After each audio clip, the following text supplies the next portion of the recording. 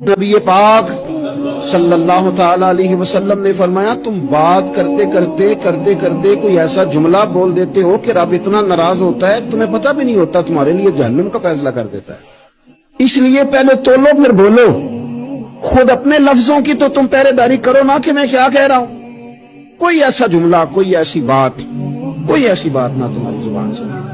حضور یہ بھی فرماتے ہیں کہ اس کا دوسرا پہلو بھی ہے، بعض اوقات تم بات کرتے ایسا جملہ کہتے ہو وہ اتنا راضی ہوتا ہے کہ تمہارے لیے جنت کا فیصلہ فرما دیتا ہے۔ مسلمان کو اب یہ حکم ہے، اس ساری گفتگو کا نتیجہ یہ ہے کہ وہ اپنے جذبات پر، خیالات پر، نگاہوں پر، زبان پر، کانوں پر تھوڑی توجہ دے، بے لگام نہ بنے، بے ترتیب نہ بنے۔